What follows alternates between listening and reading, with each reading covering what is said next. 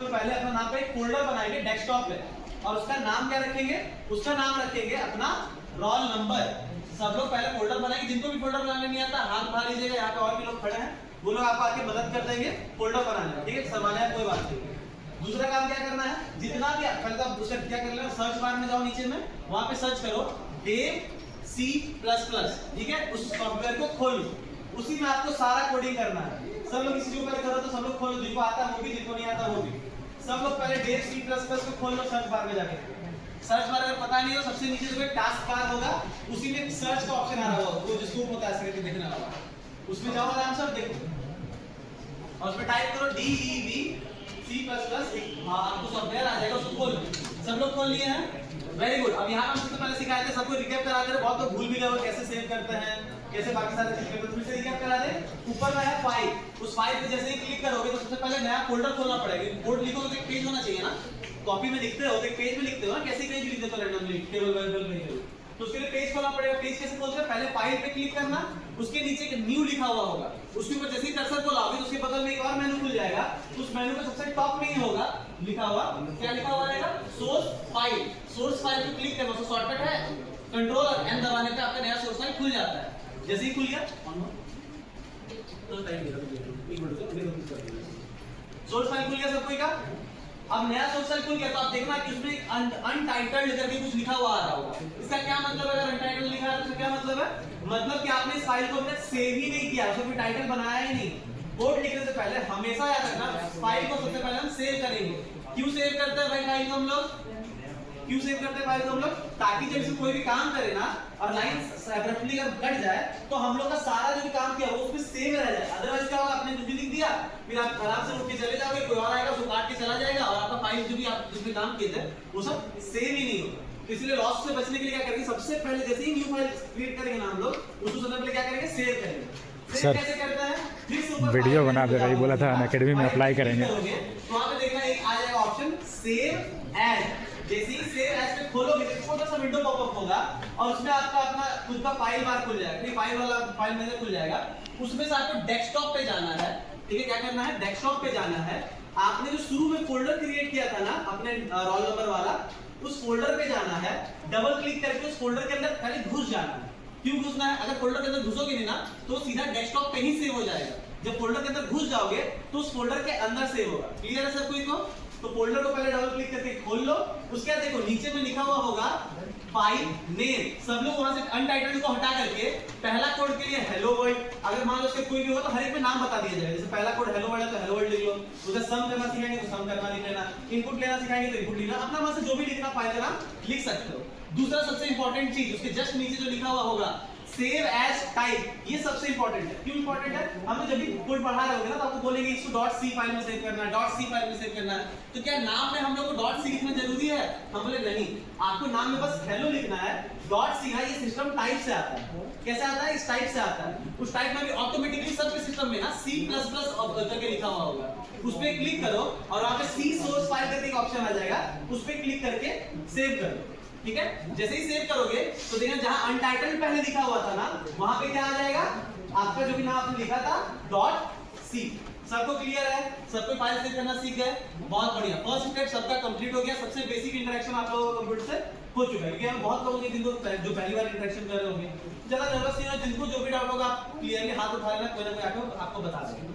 अब हम लोग फिर से आते, लास्ट क्लास में हम पढ़ाए थे सबसे पहला चीज क्या बताए थे कि कैसे हम लोग प्रिंट करवा सकते हैं किसी भी चीज को सिस्टम के अंदर। तो हम बताए सबसे टॉप में हम लोग लिखते हैं हैशटैग इंक्लूड, उसके बाद लिखते हैं हम लोग क्या, स्टूडियो। बताओ सबका आवाज नहीं आ रहा। stdio.h। ठीक है, क्या होता है ये stdio.h? ठीक है, हम इसको वर्ड बाय वर्ड इसलिए बोले ना क्योंकि stdio.h बोलते हैं तो बहुत लोग stdu लिख देते हैं, फिर एरर आ जाता है। ठीक है, वहां पे u नहीं होता, सिर्फ std होता है। std मतलब होता है स्टैंडर्ड, I माने इनपुट, O माने आउटपुट, .h आपका ये बता रहा है कि हेडर फाइल को आपको लेकर के आना है। क्लियर है सब कोई को? हम सिंटैक्स वहां पे फिर से लिख देंगे, ऐसे तो सब लोग कर ही लिए होंगे, जो लोग नहीं लिखे होंगे एक बार देख लेना वहां से। हर एक कोड में हम लोग ये बेसिक सिंटैक्स जो हम बताएंगे ना, ये हर एक कोड में डालना जरूरी है। नहीं डालोगे, किसी भी तरह का एरर कर दोगे तो आपका रन ही नहीं होगा। क्लियर है सब कोई को? पहला लाइन समझ में आ गया। दूसरा लाइन क्या है? दूसरे लाइन में हम लोग क्या करते हैं ना, फंक्शन क्रिएट करते हैं।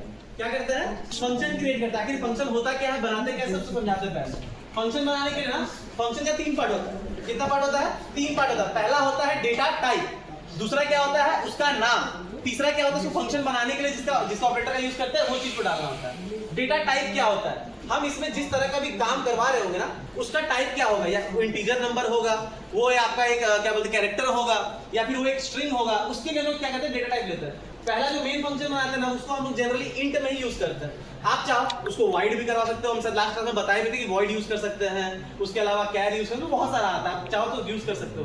बेसिकली हम लोग इंट में ही ज्यादातर कोड कर रहे होंगे, ठीक है।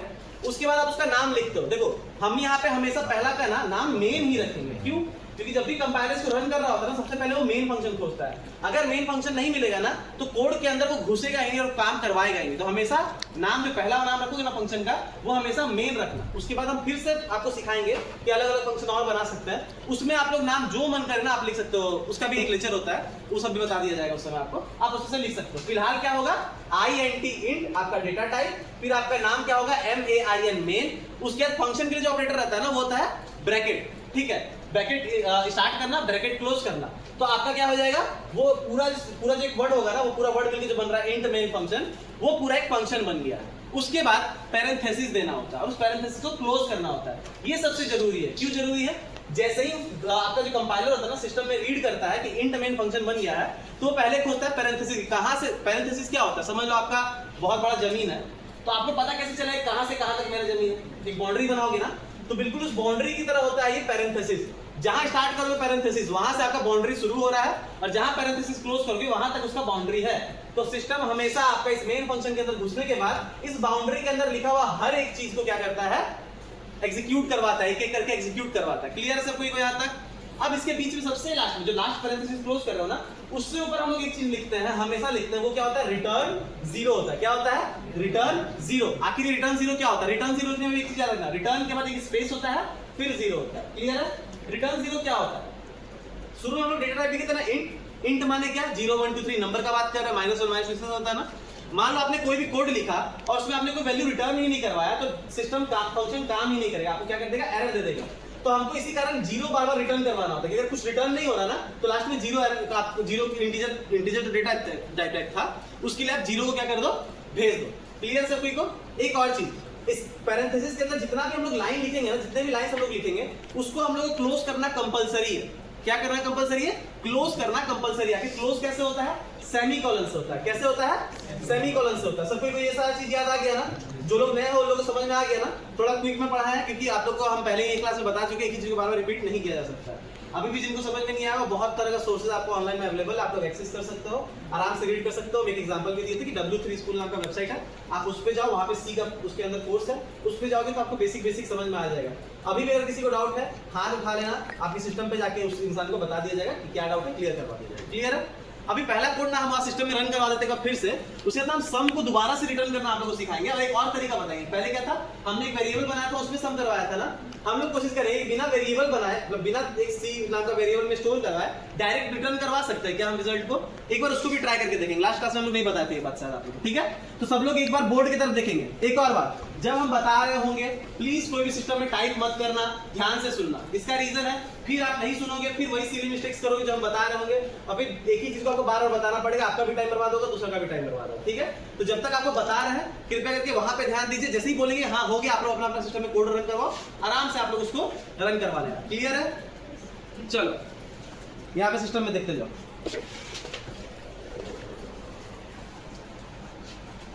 देखो यहाँ पे एक फाइल ऑलरेडी बना हुआ है, यहाँ पे देखो तो जहाँ पे मेरा कर्सर वहां देखो hello.c, इसमें देखो ऑलरेडी लिखा हुआ है हेलो वाला मेरा सारा चीज, ठीक है। क्या लिखा हुआ है सबसे टॉप पे देखो तो ये वाला लाइन जो रेड कलर से हो रहा है, #include stdio.h, ये क्या है मेरा, ये है मेरा हेडर फाइल। इससे पता चल रहा है कि हम स्टैंडर्ड इनपुट आउटपुट ऑपरेशन करवाना चाह रहे हैं, इसलिए सारा हेडर फाइल को आप प्लीज ले आइए कंपाइलर महोदय, ऐसा ये बता रहा है, ठीक है। अगला लाइन क्या है, देखो ये इंट जो है ये क्या है, इंट है आपका डेटा टाइप। ये मेन क्या है, ये आपको बताने के लिए कि इसका इस फंक्शन का नाम है ये, और ये जो है ना यहाँ पे ब्रैकेट, ये आपका बता रहा है ये चीज क्या है, इसको बोलते हैं फंक्शन। फंक्शन जब भी आपको बनाना होगा ना तो डेटा टाइप बगल में उसका नाम, और उसके जैसे ही आप ये फंक्शन ये वाला ऑपरेटर डाल दोगे तो आपका क्या हो जाएगा, आपका फंक्शन बन जाएगा वो, ठीक है। ये देखो पैरेंथेसिस हमने स्टार्ट किया, ये देखो पैरेंथेसिस हमने क्लोज किया, इसी के बीच में सारा कोड लिखेंगे। ये देखो यहाँ पे रिटर्न है, यहाँ पे 0 है, देखो उसको हम लोग क्लोज किए। अभी देखो दो चीज और जान लो, जब भी हमको आउटपुट देना होता है तो हम लोग क्या करते हैं, प्रिंट एफ लिखते हैं। क्या लिखते हैं, प्रिंट एफ। और जब भी हमको इनपुट लेना होता है हम लोग स्कैनएफ लिखते हैं, थोड़ी देर बाद आपको बताएंगे।